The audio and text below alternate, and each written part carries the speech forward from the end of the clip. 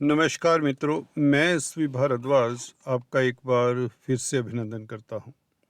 वृश्चिक राशि तथा लग्न की चर्चा करने जा रहे हैं दोस्तों। अगर आपकी नाम राशि वृश्चिक है और बर्थ चार्ट में कुंडली में भी राशि वृश्चिक है तो यह चर्चा आपके लिए तो है ही। अगर आपको अपना लगन मालूम है तो भी यह चर्चा आपके लिए लागू होती है। ग्रहों की स्थिति कुछ इस तरह से रहेगी दोस्तों। काफ़ी बड़े राजयोग बन रहे हैं। जाते जाते यह साल निश्चित तौर से कोई शुभ संदेश देने वाला है, तरक्की देने वाला है, प्रतिष्ठा देने वाला है। आपकी कोई मनोकामना पूर्ण होती नजर आ रही है, क्योंकि बुध आपके 11वें भाव का मालिक आपके धन भाव में है, जो कि बहुत बड़ा लक्ष्मी योग बना रहा है। जी हाँ दोस्तों, आपने सही सुना। काफ़ी रोचक रहने वाली है यह चर्चा, क्योंकि बुध आपके लाभ स्थान का मालिक धन भाव में बैठा है, मित्र के साथ बैठा है, सूर्य के साथ। 16 तारीख से बुध द्वितीय राजयोग भी बनाएगा और सूर्य आपके लिए बहुत शुभ प्लैनेट हैं, कर्म भाव के मालिक हैं। लगन में भी अच्छी स्थिति में है 16 तारीख तक सूर्य, जैसा कि आप देख रहे हैं, मंगल के साथ हैं और तत्पश्चात सूर्य बुध के साथ जा मिलेंगे। तो बहुत बड़े राजयोग बने हुए हैं मंगल सूर्य लगन में। सूर्य बुध बुध आदित्य राजयोग सेकंड हाउस में, शनि शश योग बना रहे हैं और शुक्र भी यहाँ पर कामधेनु सा कार्य करते हैं, बहुत बड़ा राजयोग बनाते हैं 12वें भाव में। तो स्थितियाँ आपके लिए काफ़ी पिछले महीनों से बेहतर नज़र आ रही हैं। चर्चा को शुरुआत करने से पहले निवेदन करना चाहूँगा, please subscribe, like and share, the bell icon के बटन को भी दबाया करें दोस्तों, ताकि आपको हमारे लेटेस्ट अपडेट्स मिलते रहें।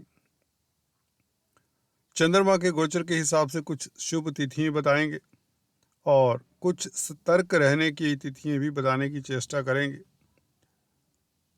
तो शुरुआत करते हैं दोस्तों पहले भाव से। क्लॉकवाइज डायरेक्शन में क्या कहते हैं सितारे आपके इस महीने। मंगल सूर्य की युति आपके पहले भाव में दोस्तों। मंगल रोचक नामक राजयोग बना रहे हैं, शनि आपके लिए शश योग बना रहे हैं, कुमार अवस्था में बली हो चुके हैं दोस्तों। यहाँ पर एक मुझे बात याद आती है। दो मित्र एक एस्ट्रोलॉजर के पास गए, काफ़ी नामी एस्ट्रोलॉजर। गौर से सुनिए दोस्तों इस वक्तव्य को, आपके हो सकता है काम आए। जब एस्ट्रोलॉजर को एक मित्र ने अपनी पत्री दिखाई तो एस्ट्रोलॉजर कहता है कि आपके ऊपर तो ढैया चल रहा है, शनि का ढैया, आपका समय तो बहुत खराब है। दूसरा मित्र जो साथ था बोला मेरे ऊपर 7.5 चल रही है, मेरा तो समय बहुत अच्छा है। एस्ट्रोलॉजर के पास कुछ पलों के लिए, कुछ मिनटों के लिए कोई बात नहीं थी उसके जवाब को काटने के लिए। एस्ट्रोलॉजर शक पका सा गया और उसकी बात को काटने के लिए कुछ ढूंढने लगा, इधर उधर देखने लगा। तो फिर जैसे होता है, कुछ ना कुछ तो कहता ही एस्ट्रोलॉजर, परंतु तर्क संगत जवाब ना पाकर दोनों मित्र वापस आ जाते हैं। उसमें से एक मित्र मैं भी था।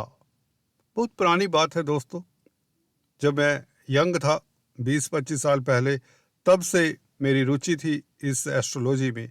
तो कहने का अभिप्राय ये है दोस्तों, जो व्यक्ति आपको सीधे ही कुंडली देखते डराने लग जाए, समझिए वह डरा कर एस्ट्रोलॉजी चमका रहा है। रेस्ट मैं इससे ज़्यादा कुछ नहीं कहूँगा। तो ऐसे पोंगा पंडितों से बचकर रहिए। वाकई ही मेरे पे आज भी 7.5 है, उस वक़्त भी 7.5 थी। जब मैं बात कर रहा हूँ 90s की बात है, 97-8 की बात है। तो दोस्तों भगवान की कृपा है, ऐसा नहीं होता कि 7.5 में कष्ट ही आते हैं। शनि अगर आपकी कुंडली में अच्छी स्थिति में है, ढैया हो या 7.5 हो, तो कमाल होता है। शनि यहाँ पर कमाल करने वाले हैं, क्योंकि कुमार अवस्था में 4th हाउस में सुदृढ़ प्लैनेट हो तो सुख में वृद्धि करता है। जमीन जायदाद प्रॉपर्टी के सुख तक मिल जाते हैं। अगर आपकी कुंडली में ऐसे योग हैं तो याद रखिए इस चीज़ को कि fourth Lord in fourth house हो और आपको सुखी ना करके जाए, नौकर चाकर भवन बंगलों का सुख दे। अगर आपकी कुंडली में भी शनि अच्छी स्थिति में, तो ऐसे योग बने हुए हैं। रोचक नामक राजयोग बना हुआ है जो प्रतिष्ठा देता है मंगल के कारण। आपका तेज प्रभाव और विल पावर बढ़ता है। आप अच्छे कूटनीतिज्ञ हो जाते हैं दोस्तों। सूर्य के साथ हैं, आप पॉलिटिक्स खेलने वाले हो जाते हैं। साफ लफ्जों में कहीं शासन सत्ता में है तो आपका परचम लहराता है। Simple as that. सूर्य लगन में बैठे हो, मित्र के साथ हो, मित्र को भी स्ट्रेंथ देता है। सूर्य मंगल दोनों घनिष्ठ मित्र हैं। 16 तारीख तक सूर्य मंगल, देखिए सूर्य है कि आपके कर्म भाव के मालिक लग्नेश के साथ है, तो कार्यस्थल आपका चहकेगा महकेगा। कैरियर में उन्नति तरक्की के योग बने हुए दोस्तों। कोई खास उपलब्धि आपका इंतजार कर रही है। हो सकता है ये महीने का ये समय आपके लिए खास हो। कुछ खास समय इसी तरह से होते हैं और इस अवधि का पूर्ण यूज करिए दोस्तों। सफलता आपके कदम चूमेगी। ये योग विरले बनते हैं। अगर आप आर्मी में हैं, डिफेंस में हैं, पैरामिलिट्री फोर्सेस में हैं, तो भी सफल होंगे। आपकी पदोन्नति की संभावनाएं, इज्जत मान बढ़ने की योग, सफलता मिलने के योग। और अगर आप होटलियर हैं, खाद्य पदार्थों में डील करते हैं, बहुत बेहतर समय। आपका तेज प्रभाव बढ़ता है। आपका क्या कहते हैं, विल पावर तो अच्छी रहती है, एक चमक सी रहती है। आप में कॉन्फिडेंस कई गुना बढ़ जाता है। सूर्य वैसे भी आत्मा के कारक हैं, तो इस अवधि में आप सूरमा जैसे नजर आते हैं। जैसे कि कोई व्यक्ति युद्ध के मैदान में लड़ने जा रहा हो, तो उसका देखिए मानसिक बल ऊंचाइयों पर होता है। इस अवधि में कोई भी मुश्किल कार्य अभी तक जो आपको परेशान कर रहा था, गौर से सुन लीजिए दोस्तों इस बात को। इस अवधि में, इस महीने 16 तारीख तक या बल्कि 28 दिसंबर तक, जब तक मंगल का रोचक नामक राजयोग है, कोई भी दुर्गम कार्य, कठिन कार्य, असंभव सा दिखने वाला कार्य भी आप कर जाएंगे। और करना चाहिए जो खासकर आपको परेशान कर रहा है, जो आपको चैलेंज दे रहा है। दोस्तों एस्ट्रोलॉजी का सिर्फ इतना ही फायदा होता है। ये मासिक राशिफल जो हम हर महीने दिखाते हैं, पेश करते हैं आपके लिए, आपको ग्रहों की स्थिति को समझकर उसका पूरा फायदा उठाना चाहिए। कहने का अभिप्राय, कार्यस्थल पर आप कुछ भी कर सकते हैं। अपनी प्रतिष्ठा को बढ़ाने के लिए आप जो भी कदम उठाएंगे उसमें सफलता मिलेगी। इंटरव्यू देना चाहते हैं, सोचिए मत। परिवर्तन करना चाहते हैं कार्यस्थल पर, कर दीजिए। इन्वेस्टमेंट करना चाहते हैं, कर दीजिए।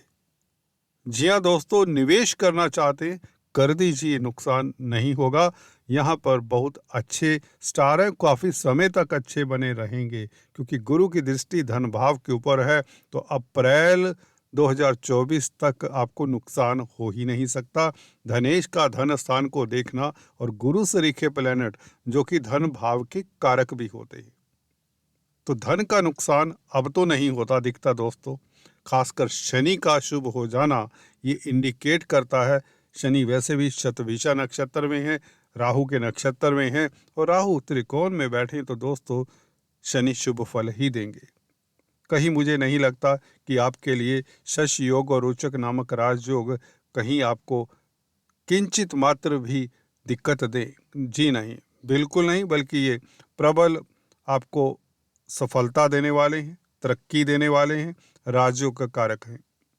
सूर्य 16 तारीख से बुध के साथ द्वितीय स्थान में, ये क्या कहता है कॉम्बिनेशन, चलिए इसके ऊपर गौर करते हैं। 10th लॉर्ड और 11th लॉर्ड। 10th लॉर्ड सूर्य है, 11th लॉर्ड बुध है। बुध जैसा कि बताया 11वें घर का मालिक जब धन भाव में हो, तो आय के साधन बढ़ने से धन संचय होता है। इनकम का ग्राफ बढ़ेगा, कार्यस्थल से बढ़ेगा, आपके पुरुषार्थ से बढ़ेगा। कमीशन का कामकाज करते हैं, ट्रेडर्स हैं, दुकानदार हैं, प्रिंटिंग स्टेशनरी का कामकाज करते हैं, संचार व्यवस्थाओं के साथ अगर आप किसी तरह का नाता रखते हैं, कंप्यूटर आईटी लाइन के क्षेत्र में हैं, शासन सत्ता से जुड़े हुए हैं, पॉलिटिक्स में हैं, तो आपका कद भी बढ़ता है, धन की स्थिति बेहतर होती है, पारिवारिक रिश्ते मधुर होते हैं, मतभेद दूर होते, पारिवारिक मतभेद दूर होते, फैमिली में माहौल खुशगवार रहेगा। 10th लॉर्ड अपनी राशि से पंचम में है दोस्तों। सूर्य 10th हाउस से पंचम स्थान में, जो कि अर्थ त्रिकोण भी कहलाता है। यहाँ पर सूर्य वैसे भी मित्र क्षेत्री हैं, तो लाजवाब है सूर्य। और सूर्य के ऊपर गुरु की दृष्टि है, बुध के ऊपर गुरु की दृष्टि है। बुध भी इसके नाते बहुत अच्छा फल देने वाले हैं। धनेश का संबंध लाभेश के साथ और कर्मेश के साथ हो रहा है, सूर्य और बुध के साथ हो रहा है, तो आपके पास धन आता है। आपकी कार्य प्रणाली कुछ ऐसी रहेगी, आपकी कामकाज करने की शैली कुछ ऐसी रहेगी कि आप धन आसानी से कमा पाएंगे। बौद्धिक बल अच्छा रहेगा। बुध साथ में है, बुध आदित्य राजयोग है, तो आपकी बुद्धि कुशाग्र रहेगी, और जिसके कारण आप अच्छे एडवाइज़र, अच्छे कंसल्टेंट, अच्छे टीचर, अच्छे गाइड साबित होंगे, अच्छे प्रोफेशनल साबित होंगे।